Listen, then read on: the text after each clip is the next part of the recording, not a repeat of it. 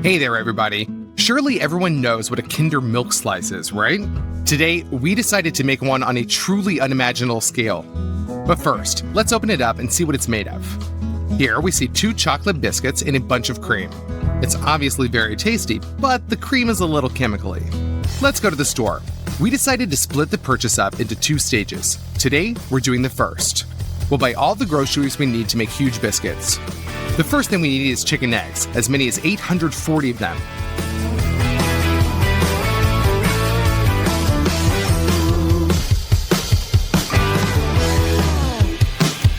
The next thing we'll need is sugar. This will take up to 30 kilograms. 11 kilograms of cocoa powder. 2 kilograms of baking powder. 25 kilograms of flour, 13 liters of oil. With all this, we're headed to the checkout.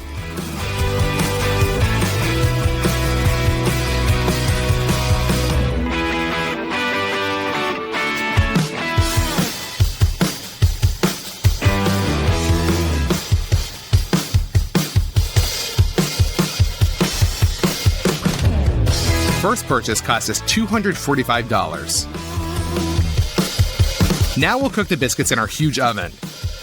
But we need to preheat it so it has time to warm up. Now we open up the boxes of eggs.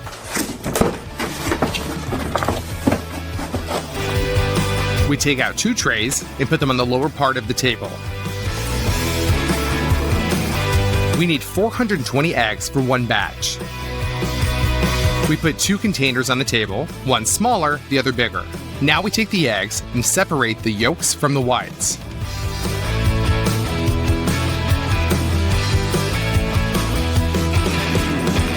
It took us about 1.5 hours to separate all the eggs. Done. We set the egg whites aside for now. We take the sugar, open it, and pour 15 kilograms into the yolks.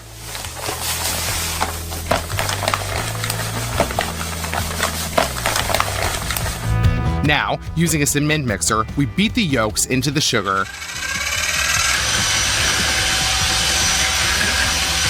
until the whole mixture turns white. Now we take 6 liters of oil, open it,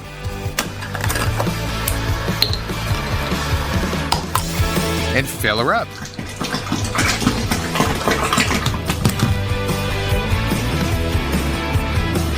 If we use any less, our biscuit just won't hold its shape the way we need it to. Then we mix well. Ready for our next step. We need 5.5 kilograms of cocoa powder. We open it and pour it out.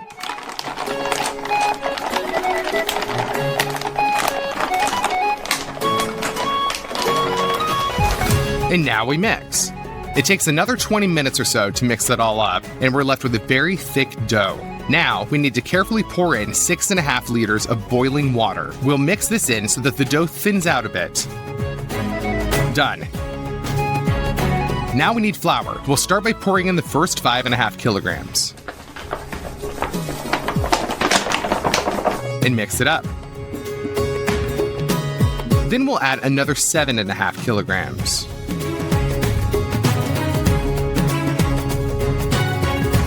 Now we add in another kilogram of baking powder.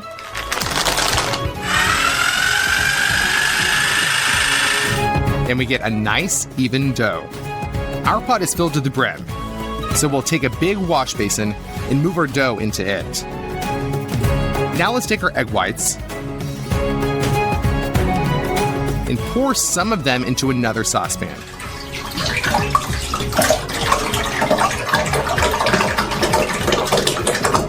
We tried beating them with our industrial mixer, but it didn't work out.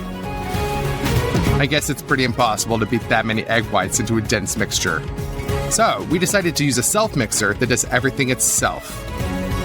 Let's pour a little bit of the egg whites into each of them.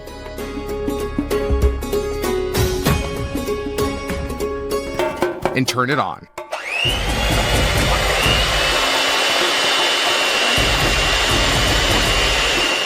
the process has started.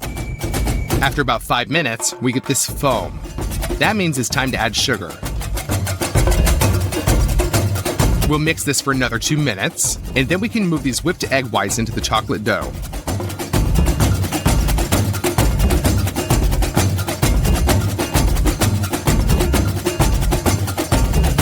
Now let's carefully mix it with a spatula so that none of the air bubbles come out of the whipped mixture.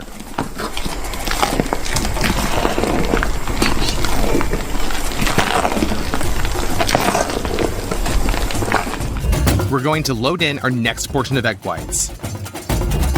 Move it back to the bowl and mix. As a result, you're going to have a really lush dough. With the second half already in the basin, we do the same thing. Now our biscuit dough is ready. But what do we bake it in? We got help from a friend in a workshop. They drafted up a drawing on a computer, which sends the blueprint to a huge machine that uses a laser to cut out the desired piece of sheet metal. We take our piece of metal from the machine and cut out the places for bends with a grinder.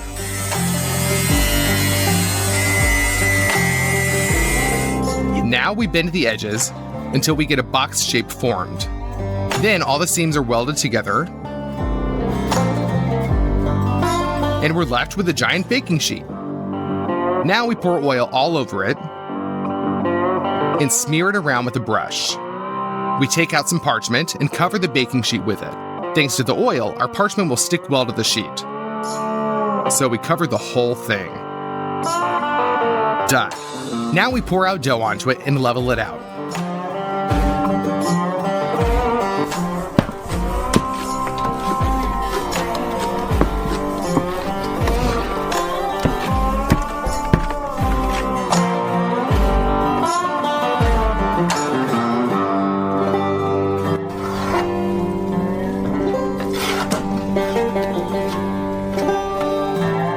Done.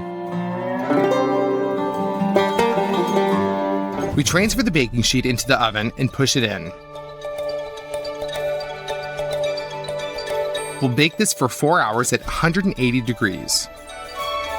Then we turn off the oven and leave the biscuit in there until morning, so it has time to set and thicken. The next morning, we take it out. It's risen a little and completely baked. Now we need to make sure the tender part of the biscuit is at the top. We figured out the best way to do it is by applying plywood to the top and 2 planks to the sides. We'll fix these together tightly with clamps.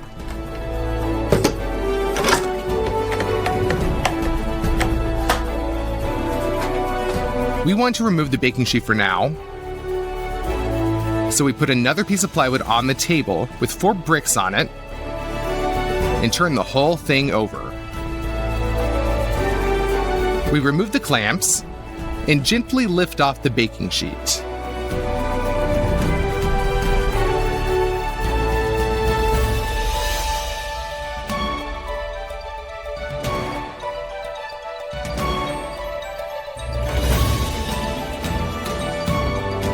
We end up with a beautiful biscuit that weighs as much as 50 kilograms. And it only took 2 days to prepare it. We'll set it aside for now. Now we need to knead the dough for another identical biscuit.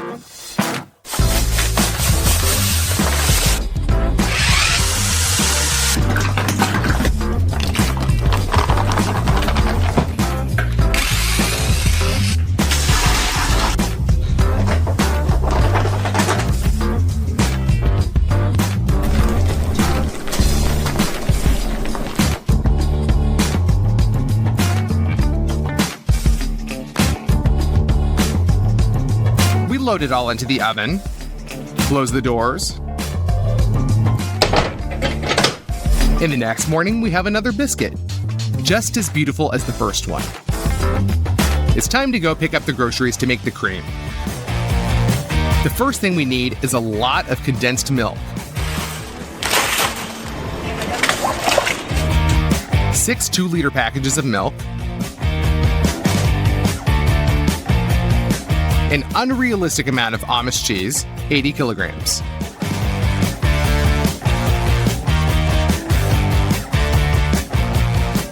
We'll need agar-agar. We took 200 packages. 2 kilograms of vanilla sugar. 3 5-liter jugs of water.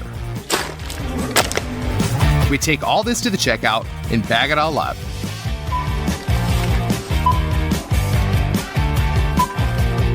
Our second check came out to $506. We put the Amish cheese that we bought onto the table and opened them up.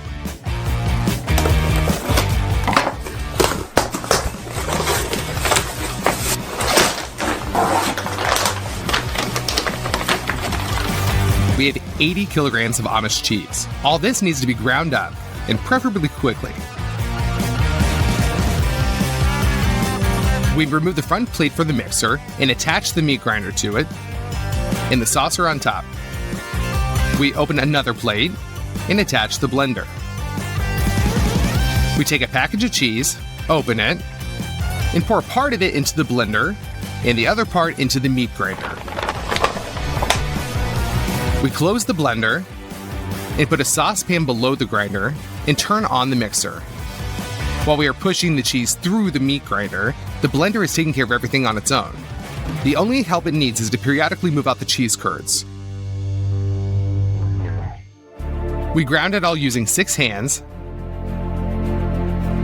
until the cheese runs out. 3 hours later, we have a whole pan of this cheesy mass. We take the tub of water and move the cheese mass into it. We open the vanilla sugar and pour it in.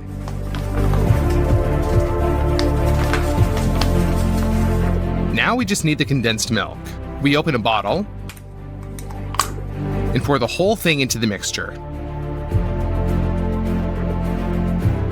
We made sure to buy extra, so there's a lot left.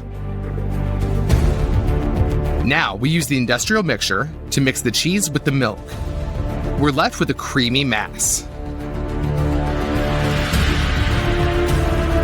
We take 3 jugs with water in a saucepan. Open the water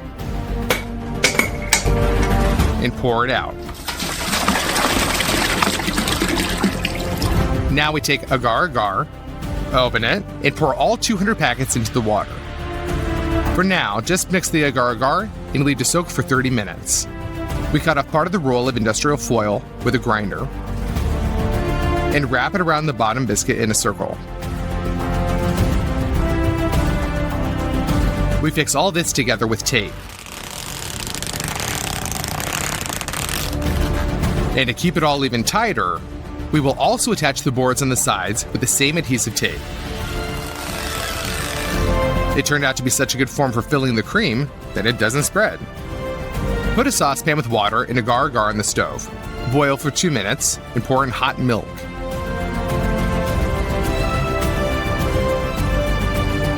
Mix well.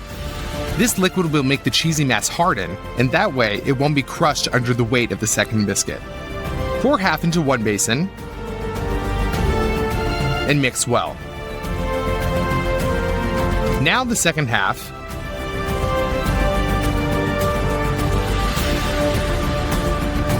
While the filling has not started to thicken, we quickly transfer it to the biscuits.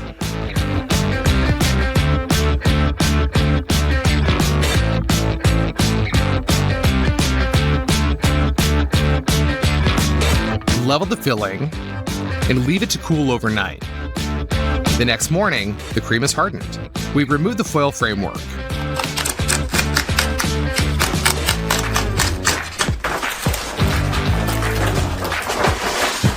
We had a very tall layer of cream turn out. Finally, the big moment. All that remains is to put the second biscuit on the cream.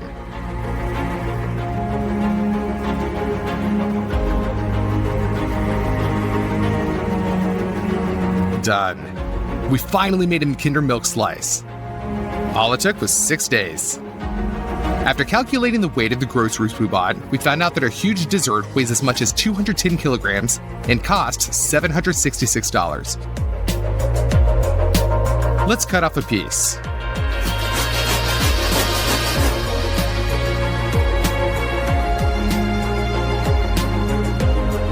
This is the type of huge chunk that we're going to ship off to all of our friends and relatives.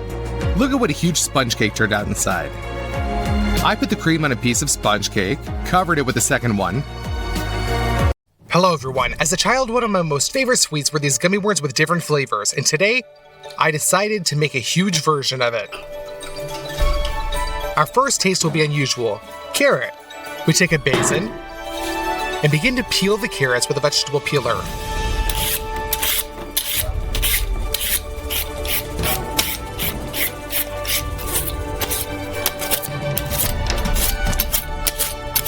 The clean and peeled carrots are sent to the basin.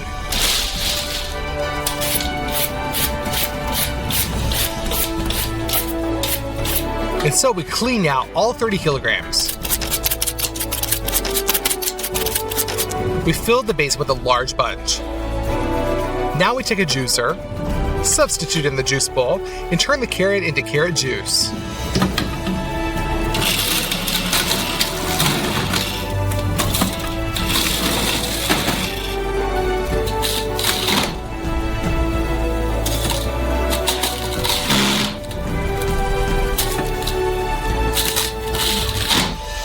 The first bowl was filled, and we will accumulate juice in buckets. Therefore, we pull it from the bowl.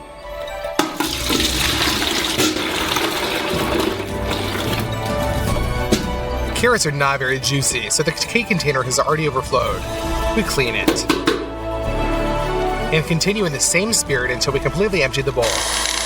Done. The result was 10 liters of juice. And the second flavor will be orange. Pour the fruit into the sink.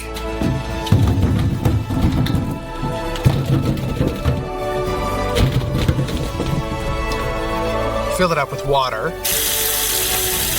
And each orange needs to be thoroughly washed.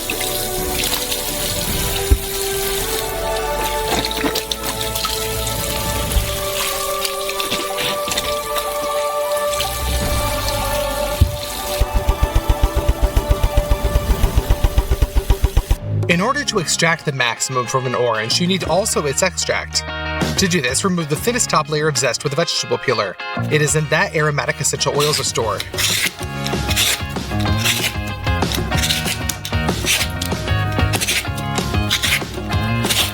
We cut off the zest of about 10 oranges, and now we chop it up with a knife.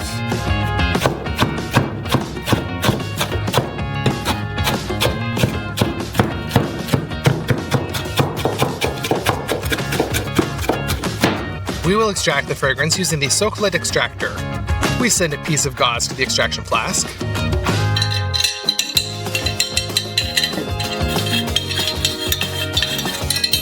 And fill it to the brim with our orange peel.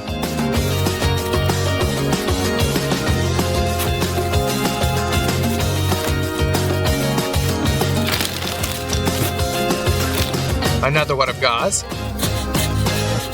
And we move on to the second flask. It's a refrigerator. To make it work, it needs to be filled with as cold of water as possible.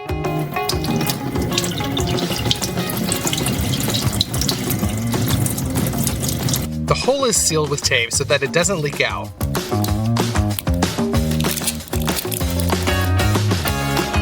Done.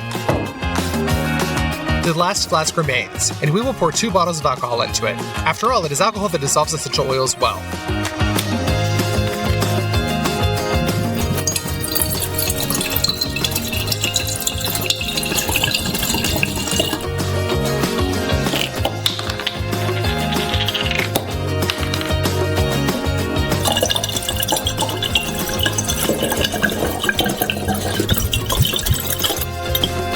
We assemble a system of these 3 flasks. We take an electric stove and put an extractor on it, and turn it on at medium power. The alcohol heats up, and as soon as it reaches 78 degrees, it begins to boil, and steam rises up through our system.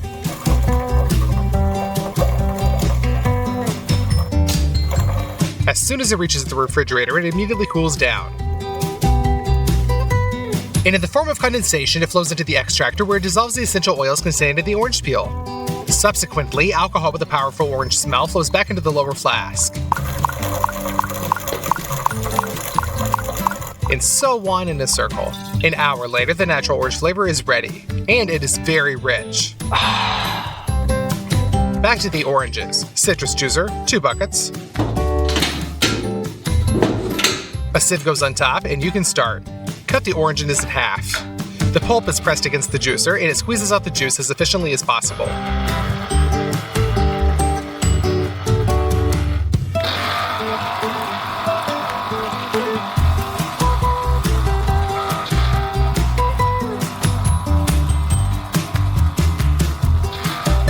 We filled up our first cup.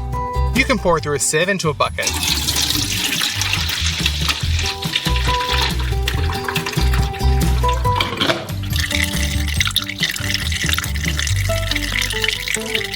And we throw out all the delay particles so that the sieve does not clog. We pass all the oranges through the juicer. And we're left with 10 liters of juice. As a mold for the worm, we'll use a corrugated pipe. Normal people use it for hoods. We stretch it to a length of about 1.5 meters.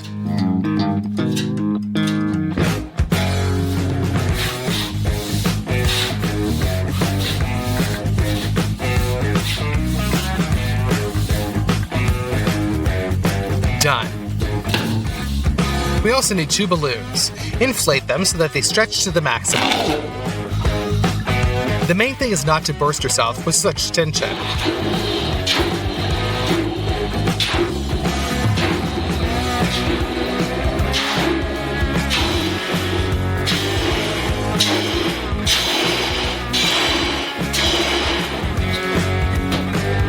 And we blow it back. We cut off the narrow neck and pull on one side of the tube. This is necessary so that the edges of the future worm are rounded. We connect the plastic clamps together and fix the ball with them so that it doesn't fly off.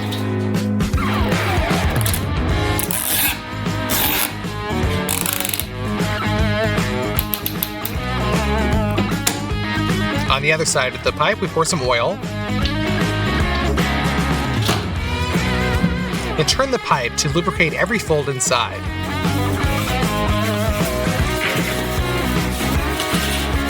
That's it, the oil can be drained.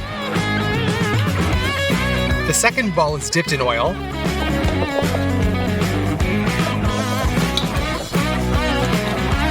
Turned right inside out. And also pulled onto the pipe.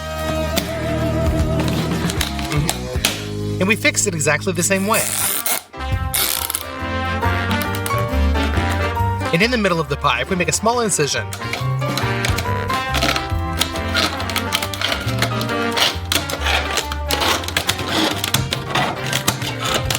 And we bend it a little bit so that there's a little bit of place to pour the Jell-O. To separate the layers, insert the cardboard. And so that it doesn't pop out, fix it with a screw.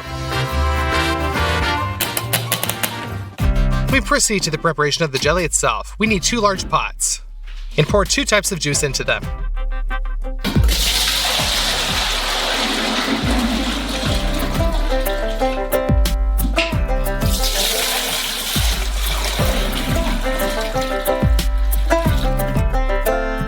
To make the taste richer, add citric acid and sugar.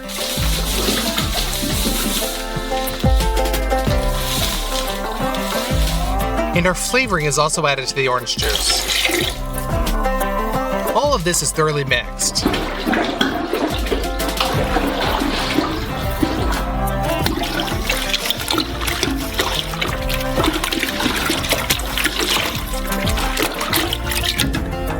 Now you need 10 kilograms of gelatin. The strength of gelatin is measured in grams.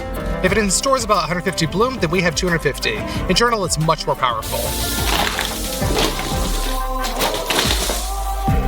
We fill it with a measuring cup and put it in there into the saucepan, stirring constantly.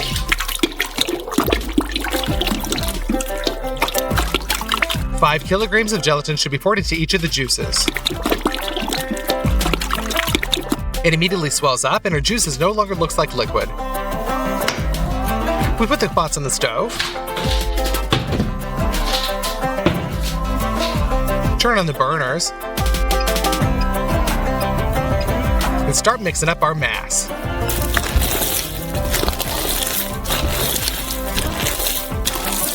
After 40 minutes of continuous stirring, the gelatin is finally melted.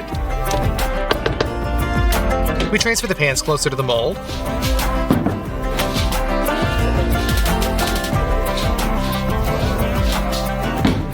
We collect another hot mass and pour it carefully into the mold. This way, we gradually fill out our form completely with fruit jelly.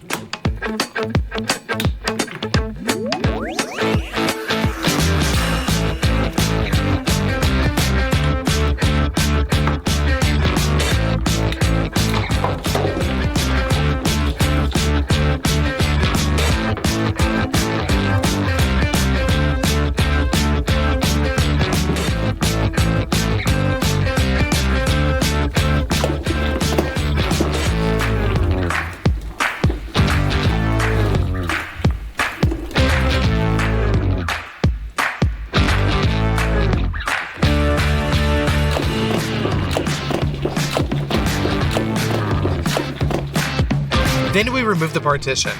And I gotta say that this was in vain because it was necessary to wait for the jelly to set a little bit. We turned on the air conditioner and let the form all night sit. The next morning, the jelly was completely frozen. Let's cut the shape lengthwise.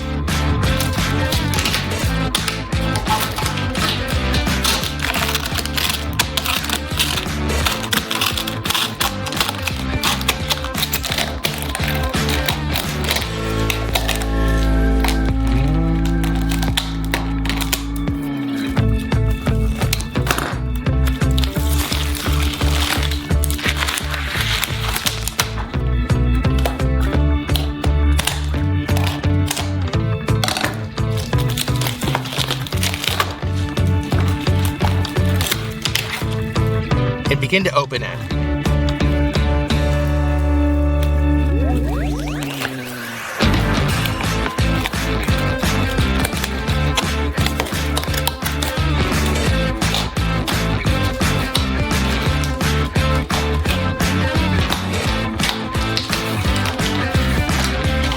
After that, we simply roll our giant jelly worm onto the table.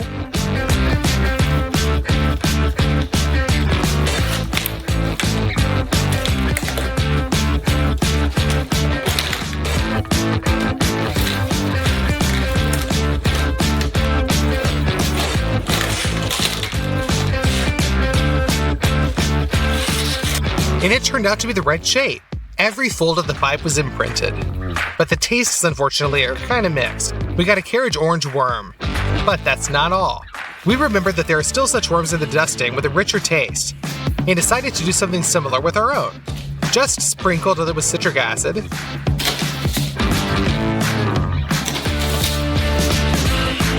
and sugar.